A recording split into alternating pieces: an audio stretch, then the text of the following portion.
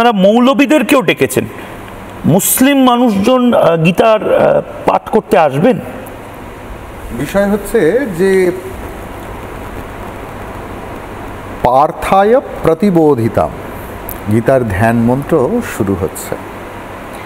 এখন পার্থ মানে শুধুই পৃথার পুত্র নয়, প ইয়স্য অর্থ সহ পার্থ, অর্থাৎ এই জগতে যত মানুষ আছেন তাদের প্রতিবিধানের জন্য, তাদের মঙ্গল কামনায় ভগবান স্বয়ং এই গীতা শাস্ত্র আমাদের কাছে উপহার দিলেন।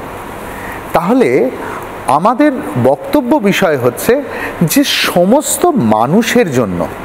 এখন যখন আমি মানুষ বলছি, সেখানে তো ধর্ম, জাত পাত এসবগুলো কিছু নেই, এগুলো আমাদের পরবর্তীকালের সৃষ্টি। তাহলে ভগবান সকলের জন্য এই গীতা প্রতিবিধান করলেন। যদি তার মানে আমাদের ভগবদ গীতা হিন্দুদের গ্রন্থ নয়, এই গ্রন্থ সকলের জন্য। যে মানুষই মোহগ্রস্ত, যে মানুষই এই তৃতীয় বিশ্বে দুঃখের শিকার বিভিন্নভাবে, ইন মেনি ডাইমেনশন, ভগবদ গীতা তাদের জন্য সঞ্জীবনী মাত্র। আমি গতকাল নিজে আরেক মহারাজের সঙ্গে দুটি মসজিদে গেছি।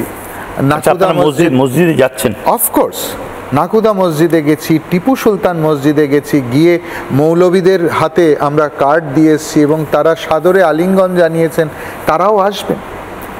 যে ভগবদ গীতা শুধুমাত্র একটা গোষ্ঠীর জন্য হলে তাহলে সার্বজনীন হতো না। ইউনিভার্সাল মেসেজ অফ ভগবদ গীতা মানে, ইউনিভার্স মানে তো ছোট কিছু নয়, it's a massive thing, it's an all inclusive thing. তাহলে আমরা যদি সেটা না করতে পারি, তার জন্য সেখানে হিন্দু ছাড়াও আর কি, সনাতনী ছাড়াও মুসলমান, খ্রিস্টান, বৌদ্ধ, জৈন, এমনকি জরাথ্রস্টিয়ান, তাদেরকেও আমন্ত্রণ জানানো হয়েছে যে এটা মানুষের অনুষ্ঠান।